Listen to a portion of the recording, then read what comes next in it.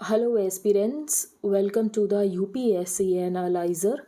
Today we will discuss newspaper analysis dated 6th of February 2023, and if you are finding this analysis helpful then please like, share and subscribe.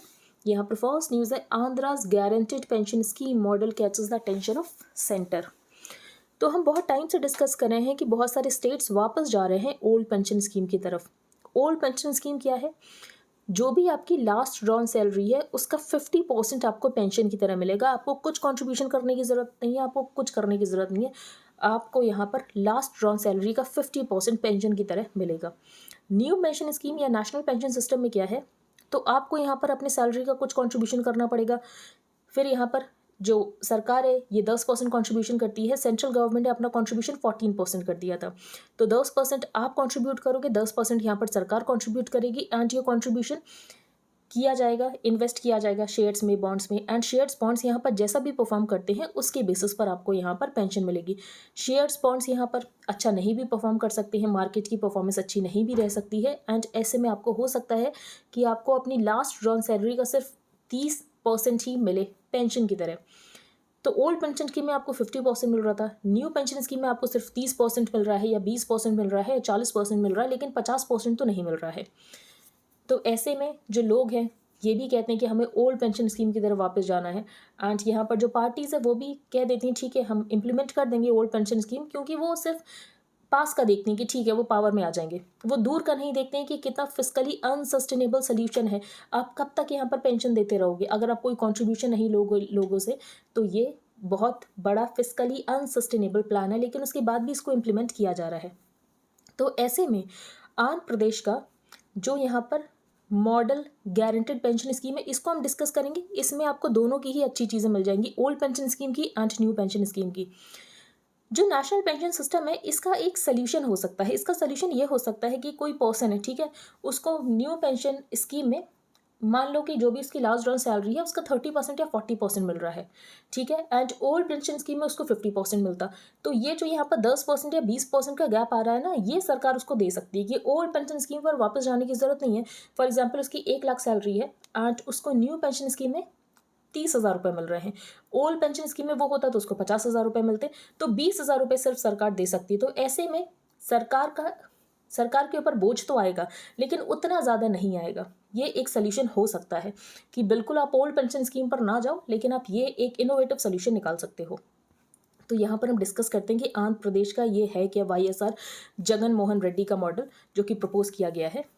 What has attracted officials in the union government? अब ऐसा तो नहीं है कि BJP को नहीं जीतना है, बीजेपी को भी जीतना है। अगर यहाँ पर कांग्रेस ओल्ड पेंशन स्कीम के नाम पर वोट्स लेगी तो बीजेपी को भी तो कोई ना कोई सोल्यूशन निकालना पड़ेगा।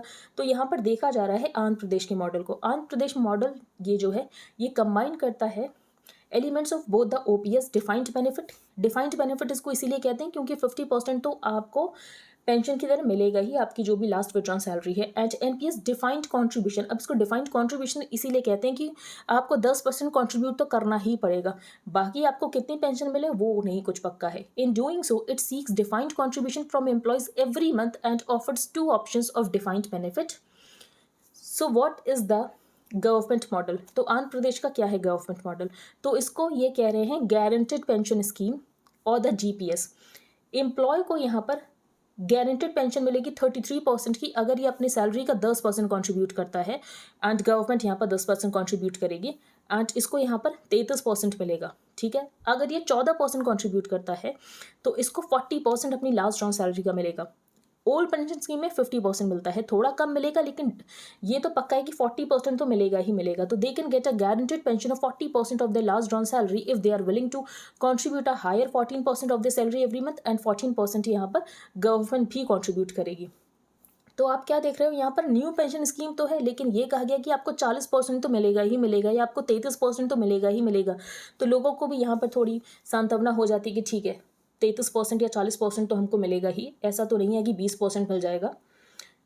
अब यहाँ पर इन्होंने क्लेम किया है कि ये जो न्यू पेंशन स्कीम है इसमें सिर्फ 20% ही मिल पाता है. It claims that employees will draw only 20% of the last drawn salary as monthly pension. ऐसे में जो इनकी जीपीएस है ये काफ़ी ज़्यादा अच्छी है, क्योंकि ये 33% या 40% कह रही है कि हम 33% तो आपको मिलेगा लास्ट ड्रॉन सैलरी का, 40% तो मिलेगा. आप कितना कॉन्ट्रीब्यूट करते हो इसके ऊपर डिपेंड करता है.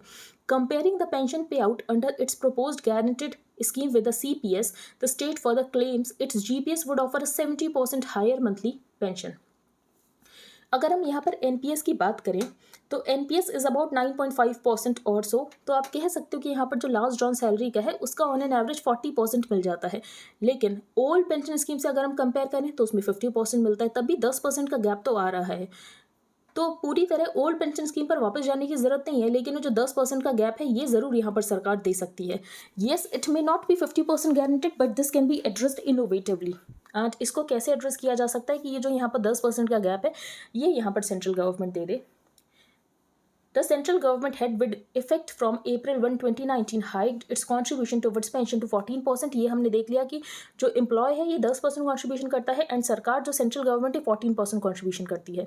एंड इसको यहाँ पर इन्वेस्ट किया जाता है शेयर्स बॉन्ड्स में. शेयर्स बॉन्ड्स यहाँ पर जैसा परफॉर्म करते हैं उसके बेसिस पर आपको यहाँ पर पेंशन मिलती है.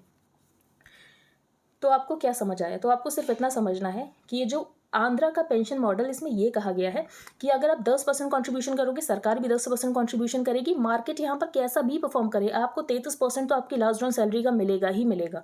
एंड अगर आप 14% कॉन्ट्रीब्यूशन करते हो, सरकार भी यहाँ पर 14% कॉन्ट्रीब्यूशन करेगी. एंड आपको 40% तो आपकी लास्ट ड्रॉन सैलरी का मिलेगा ही मिलेगा, मार्केट कैसा भी परफॉर्म कर रहे, इररिस्पेक्टिव, कोई भी उससे फ़र्क नहीं पड़ता है. तो जिसकी वजह से यहाँ पर लोगों को भी लगता है ठीक है 33% मिलेगा या 40% मिलेगा. एंड हो सकता है कि वो ओल्ड पेंशन स्कीम के बहकावे में ना आए कि हम ओल्ड पेंशन स्कीम के नाम पर वोट देंगे, क्योंकि old pension scheme physically unsustainable path है, इसकी तरफ नहीं जाना चाहिए. अभी आपको नहीं लग रहा, लेकिन 2034 में जिसकी भी सरकार होगी उसकी लायबिलिटी बहुत ज़्यादा इंक्रीज हो जाएगी. That the old pension scheme is fiscally unsustainable is a fact. Parties are not too sure क्या ये सही पॉलिटिक्स है भी जो हम ओल्ड पेंशन स्कीम पर जाने की बात कर रहे हैं. एंड लोगों की लाइफ एक्सपेक्टेंसी भी इंक्रीज हो रही है. 60 साल में अगर लोग रिटायर हो रहे हैं एंड 80 साल तक जिएंगे तो आप कब तक यहाँ पर पेंशन देते रहोगे. तो कॉन्ट्रीब्यूशन मॉडल ही ठीक है, लेकिन आप इसमें ये ज़रूर कह सकते हो कि आपको यहाँ पर एक 40% या 33% मिलेगा ही मिलेगा. That's where the Jagan model is finding resonance. अब जगन मॉडल इसको क्यों कहा जा रहा है? क्योंकि ये आंध्र प्रदेश के चीफ मिनिस्टर हैं. It acknowledges states can't get back to the old and yet take a bold leap that a guarantee even if not 50% of salary may be possible. लेकिन आपको 40% की गारंटी दी जाती है कि आपको अपनी लास्ट ड्रॉन सैलरी का 40% या 33% मिलेगा. आप कैसा भी कॉन्ट्रीब्यूशन कर रहे हो, जैसे कि अगर आप 10% कर रहे हो तो आपको 33 मिलेगा, 14% कर रहे हो तो आपको 40% मिलेगा. तो ये है पूरा मॉडल. परवेज़ मुशर्रफ, इनकी डेथ हो गई है. ये हमारे एग्जाम के लिए बिल्कुल भी इंपॉर्टेंट नहीं है. न्यूज़पेपर में बहुत ज़्यादा कवर किया गया है. इनके ऊपर 2 आर्टिकल्स भी हैं जो कि हम डिस्कस नहीं करेंगे. हाँ, इनको एक रेयर डिजीज़ ज़रूर थी, वो हम ज़रूर डिस्कस करेंगे वर्ड पेज पर. Election commission says no Gujarat style voter tracking MOUs for polls in north eastern states. तो हमने डिस्कस किया था जब गुजरात में इलेक्शन होने वाले थे तो क्या किया गया था, MOU साइन किए गए थे. अब MOUs क्यों साइन किए गए थे? क्योंकि ऐसा देखा जाता था कि जो एम्प्लॉयज़ हैं ये लीव तो लेते थे इलेक्शन डे पर, लेकिन ये वोट देने नहीं जाते थे. तो बेसिकली इनको ट्रैक किया जा रहा था कि आपने यहाँ पर अगर लीव ली है तो आप वोट देने जाओ. Where it signed memorandums of understanding with work places to determine whether employees who take leave on election day actually cast their votes.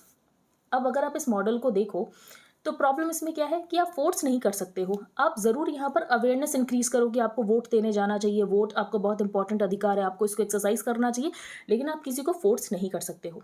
फिर यहाँ पर स्वीप की बात आई, systematic voters education and electoral participation. ये हम कई बार डिस्कस कर चुके, लेकिन कुछ स्टूडेंट्स यहाँ पर रोज़ नए होते हैं तो उनके लिए स्वीप, ये इलेक्शन कमीशन ऑफ इंडिया का है. Systematic voters education and electoral participation. बाकी यहाँ पर वोटर अवेयरनेस फोरम इनिशिएटिव जिसको कि 2019 में लॉन्च किया गया था अवेयरनेस को स्प्रेड करने के लिए इन ऑर्गेनाइजेशंस जहाँ पर 500 से ज़्यादा वर्कर्स हैं. अब हम चलते हैं आगे. Not just crude coriander seed imports to spice up Russia trade. तो हमने डिस्कस किया था रशिया यूक्रेन वॉर के बाद हमने रशिया से बहुत ज़्यादा क्रूड ऑयल इंपोर्ट किया है, साथ में हमने यहाँ पर रशिया से फर्टिलाइजर्स इंपोर्ट किए हैं, लेकिन रशिया से हमने कोरिएंडर सीड भी बहुत ज़्यादा इंपोर्ट किया है. एंड 1313% की ग्रोथ देखी गई है कोरिएंडर सीड के इंपोर्ट में, जिसको साबुत धनिया कहते हैं. Along side the exponential jump in India's imports of Russian crude oil in recent months, another commodity is spicing up trade with Moscow in the aftermath of its invasion of Ukraine late February. और ये है coriander seed और साबुत धनिया. India's official trade data shows that coriander seed imports from Russia surged by a staggering 1,313% year on year in the first 8 months of the current fiscal. तो ये बताया गया कि हमने रशिया से कोरिएंडर सीड बहुत ज़्यादा इंपोर्ट किए हैं. The analysis is based on country-wise import data released by the Commerce Ministry for Harmonized System Code. तो ये कोड आपको दिख रहा होगा, ये 6 डिजिट्स का कोड है.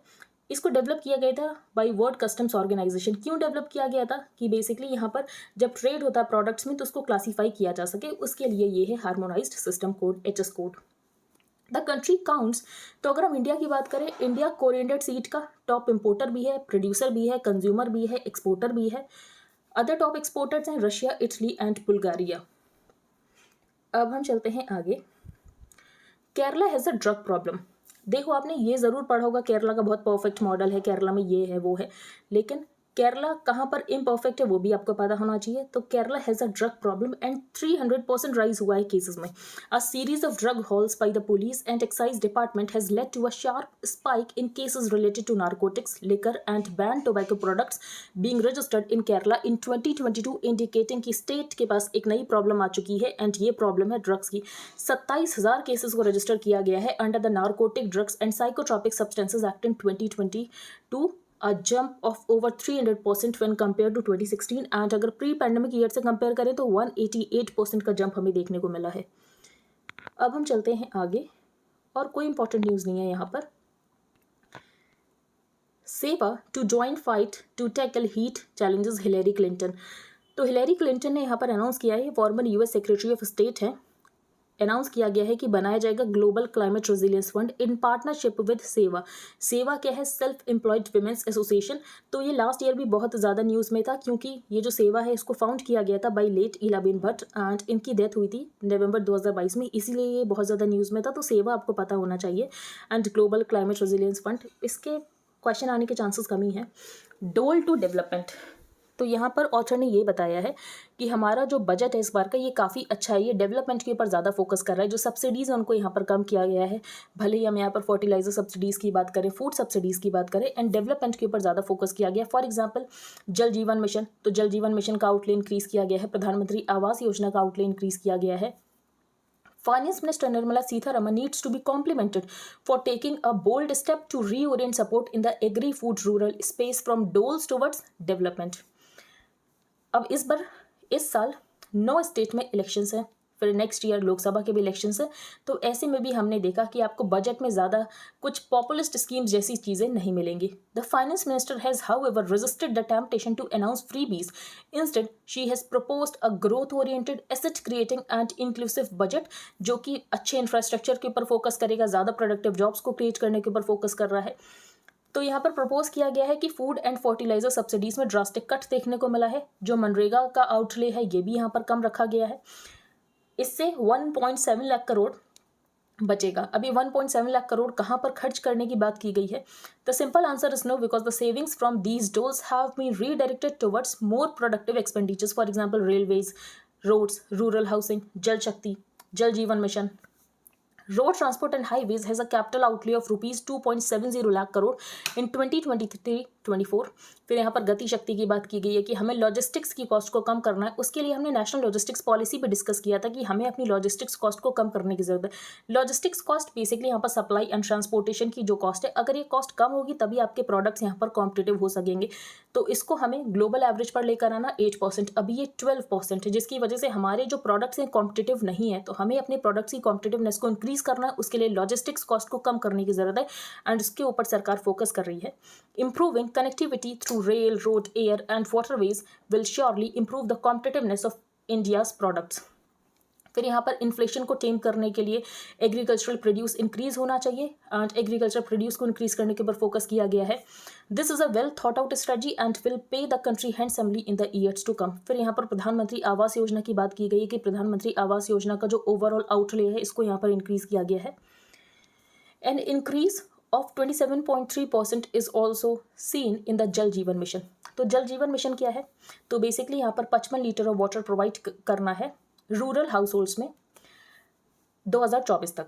ठीक है, तो सेफ ड्रिंकिंग वाटर, जिसकी वजह से यहाँ पर जो वाटर बॉर्न डिजीजेज हैं ये यहाँ पर कम होगी. जो महिलाओं की एनर्जी वेस्ट होती है जब वो लंबे दूर दराज के एरिया में जाती हैं पानी भरने, तो ये सब यहाँ पर खत्म होगा. This will not only help contain water borne diseases but also save time and energy of women who have to walk long distances to fetch water. फिर प्रधानमंत्री कौशल विकास योजना 4.0 की बात की गई है. एंड अमृत पीढ़ी, ये जो पीढ़ी है इसको अमृत पीढ़ी कहा गया है. एंड एम्पावर करना इनको किस स्किल्स में? AI, quantum computing, 6G, internet of things. It envisages on job training, forging partnerships with industry and aligning courses with the needs of industry. Outlay इसका भी यहाँ पर इंक्रीज किया गया है. किस में यहाँ पर स्किल किया जाएगा? ये हम पहले भी डिस्कस कर चुके हैं. AI, robotics, mechatronics, 3D printing. The finance minister has also announced that to skill the youth for international opportunities, 30 Skill India International Centers setup किए जाएंगे अक्रॉस डिफरेंट स्टेट्स. एंड ये बहुत कमेंडेबल स्टेप है. इसके अलावा ये कहा गया है कि एग्री फोकस्ड एक्सेलरेटर फंड यहाँ पर बनाया जाएगा. बाकी डिजिटल पब्लिक इंफ्रास्ट्रक्चर बनाया जाएगा for agriculture as an open source, open standard and interoperable public good. And ये inclusive and farmer centric solutions को प्रोवाइड करेगा. High value horticultural crops was announced under the Atmanirbhar clean plant program that aims to boost the availability of disease free quality planting material. ठीक है, तो ये यहाँ पर author ने बताया है. तो सबसे पहले यहाँ पर ऑथर ने पॉइंट ये उठाया है कि जो सरकार है, सरकार यहाँ पर फोकस करिए कि कैसे हम यहाँ पर सब्सिडीज़ को कम कर सकते हैं एंड यहाँ पर डेवलपमेंट के ऊपर फोकस कर सकते हैं, कैसे रीओरिएंट किया जा सकता है सपोर्ट को. तो ऐसे में यहाँ पर हॉर्टिकल्चर क्रॉप के ऊपर फोकस करने की बात की गई है. प्रधानमंत्री कौशल विकास योजना 4.0 जिसमें हमने डिस्कस किया कि स्किल प्रोवाइड की जाएगी, 3D printing, robotics, AI, quantum computing, internet of things. प्रधानमंत्री आवास योजना, तो प्रधानमंत्री आवास योजना बहुत ज़्यादा न्यूज़ में था वेस्ट बंगाल को लेकर भी, तो ये आपको स्कीम पता होनी चाहिए. जल जीवन मिशन क्या है ये आपको पता होना चाहिए. नेक्स्ट है एन एम्बेटल्ड ग्रीन. तो यहाँ पर बात की गई है हाइड्रो पावर प्रोजेक्ट्स की. तो ऑथर ने ये कहा है कि हाइड्रो पावर प्रोजेक्ट्स को रिन्यूएबल एनर्जी कंसीडर किया जाता है, ठीक है, लेकिन इसका जो इम्पैक्ट है एनवायरनमेंट के ऊपर ये बहुत ज़्यादा होता है जिसको कंसीडर नहीं किया जाता है. The crisis unfolding in Joshimath for over a month has led to conversations on the relevance of hydropower in the Himalayan region. 2 साल पहले ग्लेशियर बर्स्ट हो गया था, तब यहाँ पर क्वेश्चन मार्क लग गई थी Rishi Ganga hydro electric project के ऊपर. हाइड्रो पावर को ग्रीन एनर्जी कंसीडर किया जाता है क्योंकि इलेक्ट्रिसिटी को जनरेट किया जाता है वाटर के नेचुरल फ्लो से एंड कोई भी एमिशन या पोल्यूटेंट रिलीज नहीं होता है एंड ये फॉसिल फ्यूल्स के ऊपर भी रिलाई नहीं करता है. हाउएवर जो इन्वायरमेंटल इम्पैक्ट होता है हाइड्रो पावर का, ये चेंज होता है, बेसिकली वेरी करता है depending on projects and phase जैसे इसको इंप्लीमेंट किया जा रहा है. अगर हम हिमालयन रीजन की बात करें तो हिमालयन रीजन यहाँ पर बहुत ज़्यादा फ्रेजाइल है. Large scale hydroelectric dams impact local ecosystems and communities. They displace people and result in loss of habitat for fish and other wildlife. The building and maintenance of large hydroelectric dams can also have a significant environmental impact. Himalaya are a major water source for much of the South Asia. जो नेपाल है ये भी hydro power projects के ऊपर rely कर रहा है. भूटान भी यहाँ पर हाइड्रो पावर प्रोजेक्ट्स के ऊपर रिलाई कर रहा है. इंडिया भी बहुत सारे हाइड्रो पावर प्रोजेक्ट्स बना रहा है. फॉर एग्जांपल यहाँ पर कुछ अंडर कंस्ट्रक्शन है और in the planning stages in the Indian Himalaya including the Subansiri lower hydro electric project in Arunachal Pradesh, Teesta low dam hydro electric project in Sikkim. तो बहुत सारे प्रोजेक्ट्स बनाए जा रहे हैं. भूटान फॉर एग्जाम्पल, यहाँ पर भूटान का एग्जाम्पल दिया गया है Tala hydro power project, Chukha hydro power project. फिर यहाँ पर नेपाल का एग्जाम्पल दिया गया है वेस्ट सेती हाइड्रो इलेक्ट्रिक प्रोजेक्ट. लेकिन इसका इन्वायरमेंट के ऊपर बहुत ज़्यादा इंपैक्ट पड़ रहा है. जो कम्युनिटीज़ है उनको डिस्प्लेस किया जाता है, जो वहाँ की लोकल कम्युनिटीज़ होती हैं. हिमालय वैसे भी बहुत ज़्यादा फ्रेजाइल इकोसिस्टम है एंड यहाँ पर बहुत ज़्यादा फ्लोरा एंड फौना है. ये पहले से ही बहुत ज़्यादा थ्रेटेंड है by deforestation, over grazing, construction activities and environment को ये बहुत ज़्यादा हार्म पहुँचा रहा है एंड लोकल कम्युनिटीज़ जो कि इसके ऊपर डिपेंडेंट है. The construction of dams can disturb the flow of reverse, जिसकी वजह से वाटर के टेम्परेचर में चेंजेस हो सकते हैं, वाटर की केमिस्ट्री में चेंज हो सकता है, इरोजन हो सकता है, लैंडस्लाइड्स हो सकती है, सेडिमेंटेशन हो सकता है जिसका नेगेटिव इंपैक्ट हो सकता है on the local environment. Dams यहाँ पर डिस्टर्ब कर देते हैं migration patterns of fish and other aquatic species and impact the local wild life. Large scale hydro electric dams local communities को डिस्प्लेस करते हैं, उनके लाइवलीहुड को अफेक्ट करते हैं, कल्चरल हेरिटेज को अफेक्ट करते हैं एंड जो ओवरऑल वेलबींग है लोकल पॉपुलेशन की उसके ऊपर भी यहाँ पर बहुत ज़्यादा इंपैक्ट पड़ता है. तो क्या किया जा सकता है? ऑथर ने इसका सोल्यूशन बताया है माइक्रो हाइड्रो प्रोजेक्ट्स. तो micro hydro is a small scale hydro electric power generation system जो कि यहाँ पर जनरेट करता है 100 किलोवाट्स ऑफ इलेक्ट्रिसिटी तक. ये जो सिस्टम होते हैं ये यूज़ करते हैं energy of falling water to turn a turbine, जिसकी वजह से यहाँ पर इलेक्ट्रिसिटी जनरेट होगी. Micro hydro systems are typically less expensive to build and maintain than large hydroelectric dams. And इनका जो इन्वायरमेंटल फुटप्रिंट है ये भी बहुत कम होता है, बेसिकली इन्वायरमेंट के ऊपर ज़्यादा इम्पैक्ट भी नहीं पड़ेगा। इनको कहीं भी लोकेट किया जा सकता है, even in inaccessible areas, and वहाँ पर आप इलेक्ट्रिसिटी ट्रांसमिट कर सकते हो फ्रॉम लार्जर पावर स्टेशन जहाँ पर डिफिकल्टी है कि इलेक्ट्रिसिटी ट्रांसमिट करने में एंड ग्रिड से कनेक्ट नहीं है, तो वहाँ पर भी reliable source of energy provide किया जा सकता है। Micro hydro systems can be classified into two main systems, run of the river, तो बेसिकली यहाँ पर जब काइनेटिक एनर्जी यूज़ की जाती है तो run of river systems use the natural flow of water in a stream, and इसका use किया जाता है टर्बाइन को स्पिन करने के लिए एंड इलेक्ट्रिसिटी जनरेट की जाती है। In contrast storage systems use a reservoir to store water and release it as needed to generate electricity. तो ये यहाँ पर ऑथर ने सोल्यूशन दिया है कि इसका सोल्यूशन हो सकता है माइक्रो हाइड्रो प्रोजेक्ट्स। नेक्स्ट है प्राइस कैप एनर्जी जियोपॉलिटिक्स। तो यहाँ पर ऑथर ने ये कहा है कि जैसे यूरोपियन यूनियन ने ये कहा, यूएस एंड यूरोपियन यूनियन ने, कि हम पेट्रोलियम प्रोडक्ट्स रशिया से नहीं लेंगे। ठीक है, पेट्रोलियम प्रोडक्ट्स रशिया से नहीं लेंगे। कुछ टाइम पहले ये जो यूएस एंड G7 कंट्रीज़ है, इन्होंने ये कहा था कि जो रशियन ऑयल है हम उसके ऊपर प्राइस कैप लगा रहे हैं $60 पर बैरल की। तो ऑथर का ये कहना है बेसिकली यहाँ पर एक बहुत बड़ी कॉन्स्पिरेसी की गई है, एंड कॉन्स्पिरेसी करके जो यूरोपियन यूनियन है उसको डिपेंडेंट बना दिया गया है यूएस के ऊपर। एंड इस पूरी जियोपॉलिटिक्स से जो फ़ायदा हो रहा है वो हो रहा है यूएस का, यूएस की पेट्रोफॉर्म्स का, क्योंकि यहाँ पर यूएसए गया वेनेजुएला के पास, इन्होंने वेनेजुएला के ऊपर सैंक्शंस लगा रखे थे, लेकिन जो वेनेजुएला उससे ये कहा हमने आपके ऊपर सैंक्शंस लगा रखे, कोई बात नहीं, एक काम करो आप अपना जो क्रूड है वो हमें दे दो, पर आप हमें ही बस क्रूड दोगे और किसी को नहीं दोगे। फिर यूएसए क्या करता है, जो यूएस की पेट्रोफॉर्म्स हैं उस क्रूड को रिफाइन करता है और यूरोपियन यूनियन को भेजता है। ठीक है, तो यूएसए का तो यहाँ पर फ़ायदा हो रहा है, लेकिन यूरोपियन यूनियन की जो डिपेंडेंसी है यूएस के ऊपर ये बहुत ज़्यादा इंक्रीज़ होती जा रही है। एंड यूरोपियन यूनियन कौन से कंट्रीज़ के ऊपर अलाई कर रहा है, तो यूरोपियन यूनियन मिडिल ईस्ट की कंट्रीज़ के ऊपर अलाई कर रहा है, यूएई के ऊपर अलाई कर रहा है, इंडिया के ऊपर अलाई कर रहा है। इंडिया क्या कर रहा है, इंडिया यहाँ पर क्रूड ऑयल लेता है रशिया से, फिर यहाँ पर रिफाइनिंग होती है जामनगर में, एंड इसके बाद वापस हम यूरोप को भेज देते हैं, तो इनडायरेक्टली जा तो रशिया से ही रहा है। Last week, the US and the European Union banned the purchase of petroleum products from Russia 2 months earlier on December 5. इन्होंने इम्पोज किया था similar ban on Russian crude oil. इनका ये कहना है कि रशिया क्रूड ऑयल को एक्सपोर्ट कर रहा है, जिसकी वजह से रशिया जो फंड्स आ रहे हैं उसका यूज़ कर रहा है यूक्रेन को इन्वेट करने में, इसीलिए हम यहाँ पर लगा रहे हैं बैन। कुछ टाइम पहले इन्होंने यहाँ पर क्या किया था, जो रशिया का ऑयल है उसके ऊपर एक प्राइस कैप लगा दी थी कि इससे ज़्यादा तो प्राइस पर ये ट्रेड नहीं होगा, जो कि थी $60 पर बैरल की। एंड कोई भी अगर इससे ज़्यादा पर लेगा तो जो ये वेस्ट है ये अलाउ नहीं करेगा अपने इंश्योरेंस को यूज़ करने के लिए। तो ये इनका पूरा प्लान था कि डिनाई कर देंगे access to western insurance, finance and brokerage services. The ban on petroleum products will also be accompanied by a price cap. The idea of a cap was first put on the table जब यहाँ पर war हुआ था Russia Ukraine का, and west ने यहाँ पर sanctions लगाए थे। उसके बाद यहाँ पर जो क्रूड ऑयल था ये पहुँच चुका था 110, तो यहाँ पर जब $110 पर बैरल पहुँच गया तब इनको लगा कि रशिया को तो बहुत ज़्यादा फ़ायदा हो रहा है, तब इन्होंने डिसाइड किया कि हम लगाएंगे यहाँ पर कैप। ठीक है, तो कैप इन्होंने बाद में इम्प्लीमेंट कर दी। तो क्या सही में इससे रशिया को नुकसान हो रहा है? रशिया तो अभी भी ट्रेड कर रहा है, इंडिया को ऑयल भेज रहा है, चाइना को ऑयल भेज रहा है। तो one to keep Russian oil flowing into the international market, तो उन्होंने पूरी तरीके से ये क्यों नहीं कह दिया कि जो रशिया का ऑयल है ये कोई नहीं लेगा। ये इन्होंने इसीलिए नहीं कहा क्योंकि जब सप्लाई कम हो जाती तो प्राइसेस बहुत ऊपर चले जाते, प्राइसेस स्ट्रेटोस्फीयर में चले जाते, ऐसा ऑथर का कहना है।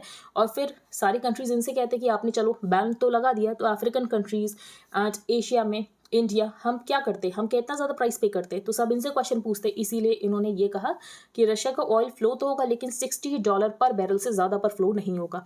And to reduce Russian export earnings by pushing down production and compelling buyers की आपको यहाँ पर $60 पर बैरल से कम पर ही पे करना है।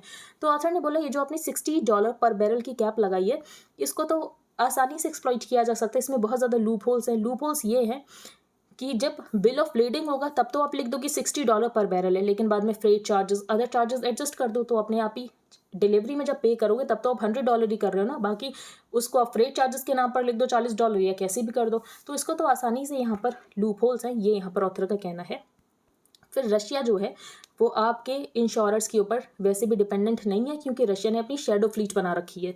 ये यहाँ पर ऑथर ने बताया कि रशिया के पास यहाँ पर shadow fleet tankers to bypass the western insurance.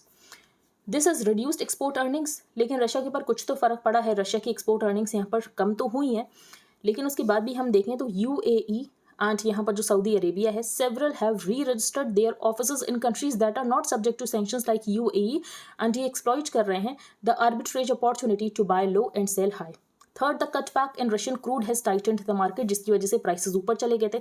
Saudis and the UAE are not likely to draw on their surplus producible capacity to offset the gap. जैसे कि यूएसए ने सऊदी से कहा था कि आप ऑयल की प्रोडक्शन बढ़ा दो. सऊदी ने मना कर दिया था बढ़ाने से.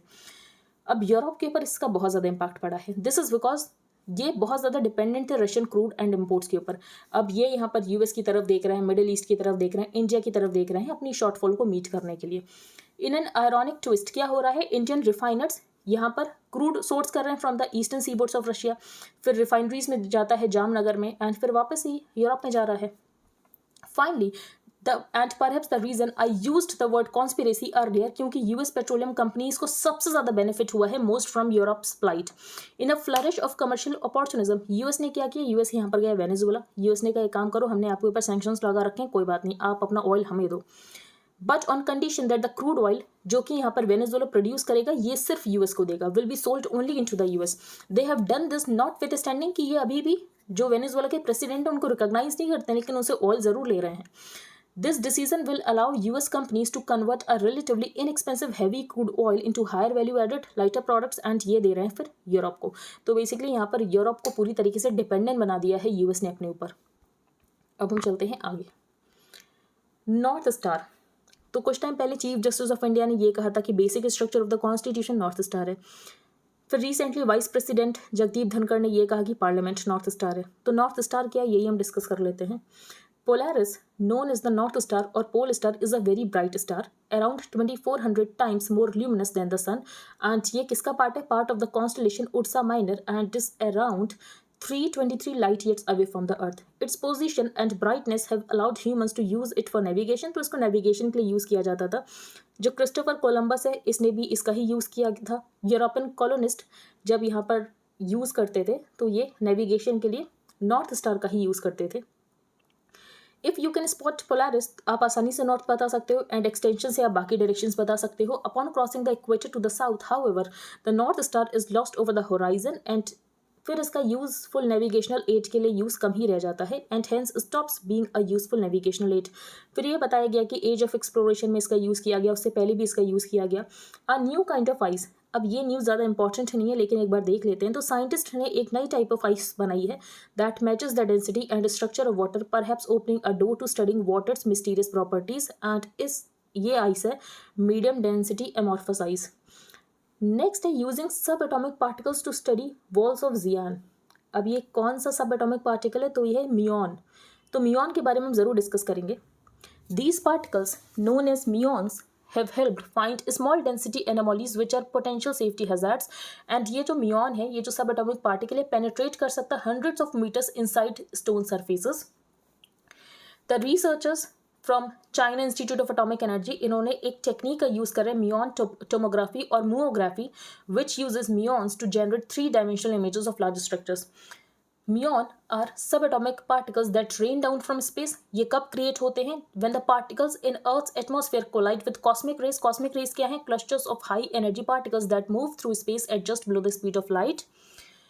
इनको फैट इलेक्ट्रॉन्स भी कहा जाता है. इनको फैट इलेक्ट्रॉन्स इसीलिए कहा जाता है क्योंकि ये जो पार्टिकल्स हैं इलेक्ट्रॉन्स को रिजेंबल करते हैं, लेकिन ये इलेक्ट्रॉन्स के कंपैरिजन में 207 गुना ज़्यादा मासिव होते हैं. देयरफॉर इनको फैट इलेक्ट्रॉन्स कहा जाता है. ये बहुत ज़्यादा हैवी होते हैं. They can travel because muons are heavy, they can travel through hundreds of meters of rock or other matter before getting absorbed or decaying into electrons and neutrinos, says an article in the journal.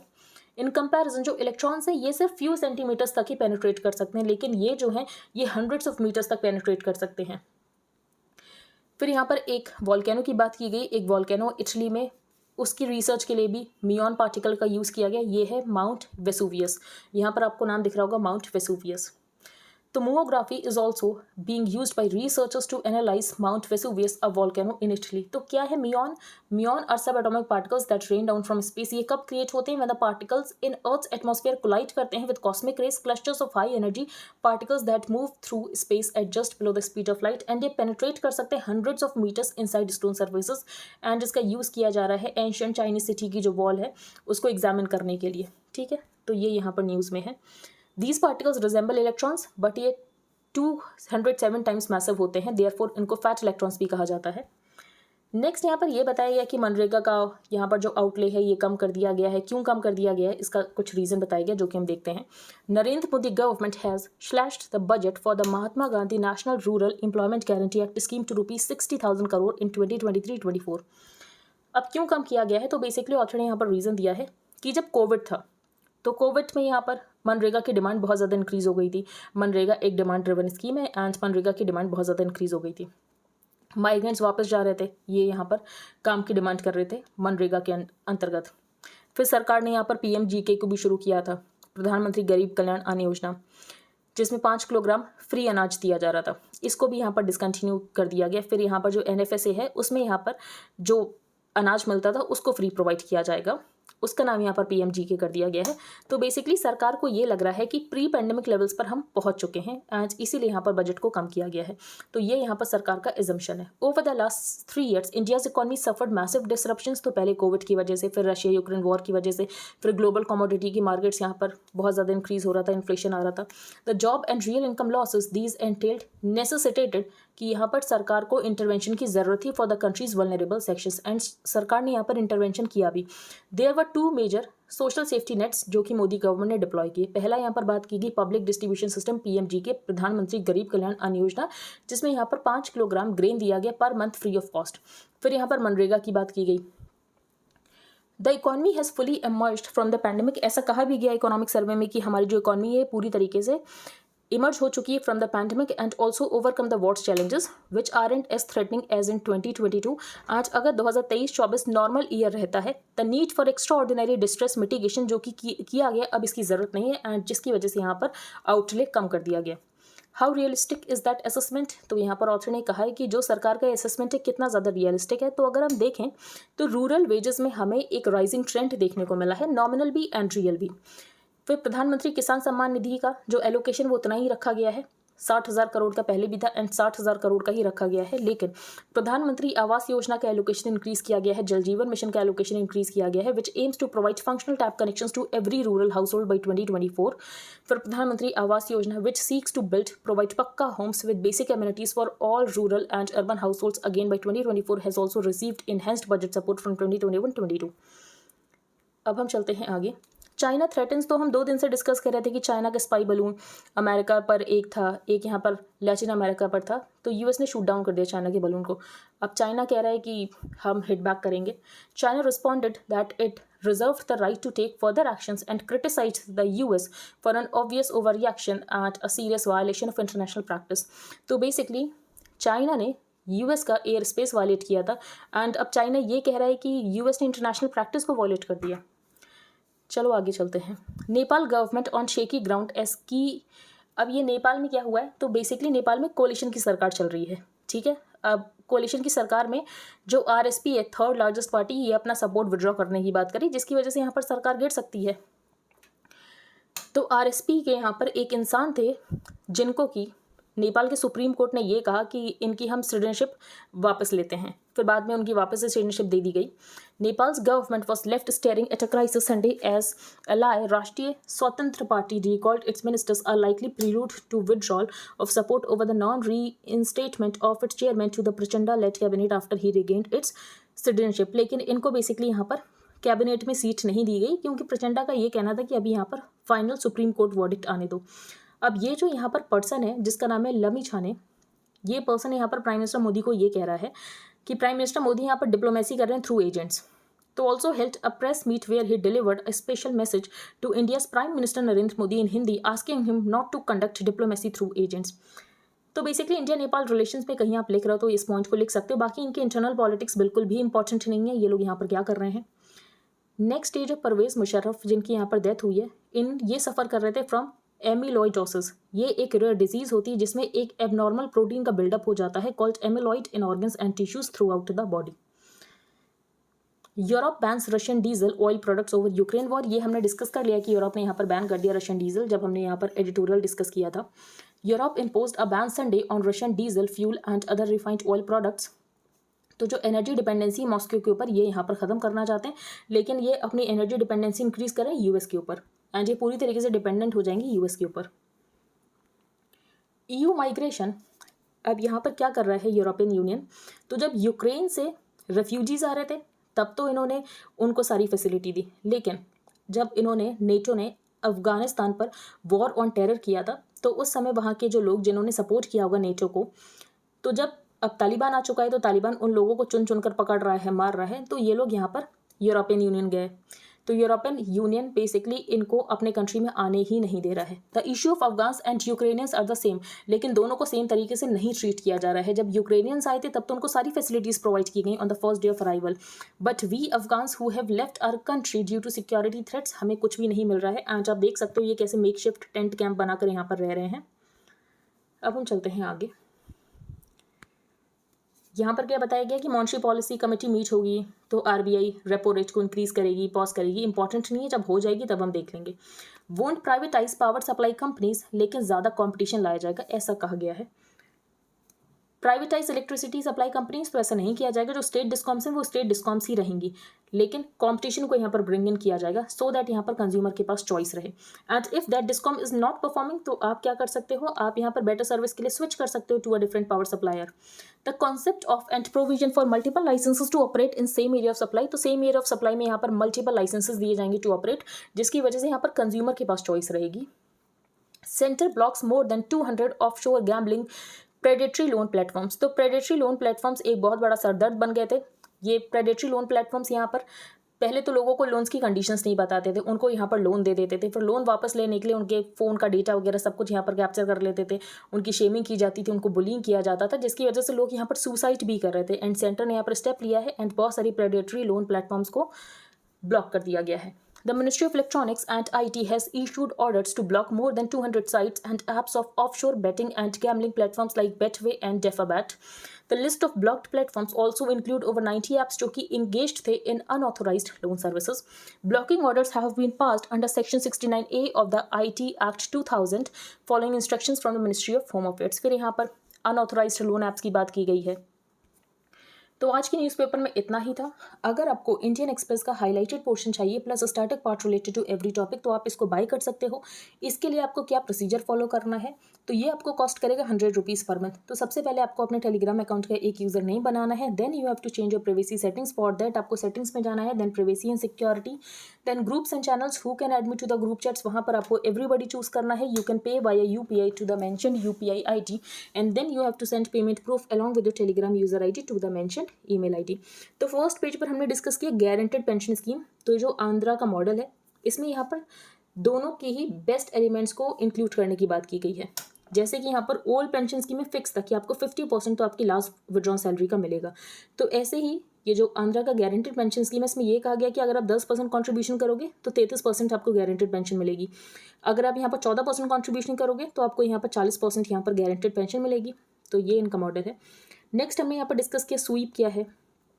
फिर Russia के साथ जो coriander seed का व्यापार है, तो हम बहुत ज़्यादा इंपोर्ट कर रहे हैं कोरिएंडर सीड, साबुत धनिया। केरला में एक नई प्रॉब्लम है जो कि है ड्रग्स की। फिर हमने यहाँ पर देखा हार्मोनाइज्ड सिस्टम कोड, जो कि 6 डिजिट का कोड होता है और इसको डेवलप किया गया है बाई वर्ल्ड कस्टम्स ऑर्गेनाइजेशन। सेवा ये हमने डिस्कस किया। ग्लोबल क्लाइमेट रेजिलियंस फंड, डोल टू डेवलपमेंट, तो सरकार अब डेवलपमेंट के ऊपर फोकस कर रही है, ऐसे डायरेक्टली बेनिफिट्स नहीं प्रोवाइड कर रही है। जैसे कि जल जीवन मिशन के एलोकेशन को इंक्रीज़ किया गया है, प्रधानमंत्री आवास योजना, फिर यहाँ पर हॉर्टिकल्चर के ऊपर फोकस करने की बात की गई है, प्रधानमंत्री कौशल विकास योजना 4.0, जिसमें ये कहा गया है कि हम यहाँ पर फोकस करेंगे, स्किल प्रोवाइड किया जाएगा अमृत पीढ़ी को। इस पीढ़ी को अमृत पीढ़ी कहा गया है, coding, AI, robotics and embedded green. तो यहाँ पर बात की गई हाइड्रो पावर प्रोजेक्ट्स की, कि हाइड्रो पावर प्रोजेक्ट्स को रिन्यूएबल एनर्जी कंसिडर किया जाता है, लेकिन एनवायरनमेंट के ऊपर इसका इंपैक्ट बहुत ज़्यादा होता है, तो हमें यहाँ पर फोकस करना चाहिए माइक्रो हाइड्रो प्रोजेक्ट्स के ऊपर। प्राइस कैप, एनर्जी, जियो पॉलिटिक्स, तो हमने देख लिया है कौन सी जियो पॉलिटिक्स है। नॉर्थ स्टार के बारे में डिस्कस किया। देन हमने यहाँ पर muons के बारे में डिस्कस किया। muons are subatomic particles that rain down from space. They are created when particles in Earth's atmosphere collide करते with cosmic rays, clusters of high energy particles that move through space at just below the speed of light. And ये जो muon है ये penetrate कर सकता है hundreds of meters inside stone surfaces. Then हमने world page पर discuss किया कि यूएस ने शूट डाउन कर दिया है चाइना का जो स्पाई बलून था। नेपाल में कोलिशन की सरकार जो इनकी टूट सकती है, क्योंकि यहाँ पर जो आरएसपी है ये अपना सपोर्ट विड्रॉ करने की बात कर रहे हैं। जो परवेज़ मुशर्रफ थे इनको एक बीमारी हो गई थी, बीमारी का नाम था एमिलोइडोसिस। इसमें क्या होता है, इसमें एबनॉर्मल प्रोटीन का बिल्डअप हो रहा था called amyloid. Europe bans Russian diesel. फिर हमने ये देखा यूरोपियन यूनियन जो यूक्रेनियंस हैं उनको तो सारी फैसिलिटी प्रोवाइड कर रहा है, लेकिन यहाँ पर जो अफगान से लोग आ रहे हैं उनको मेकशिफ्ट टेंट्स बनाकर रहना पड़ रहा है, उनको जगह भी नहीं मिल पा रही है।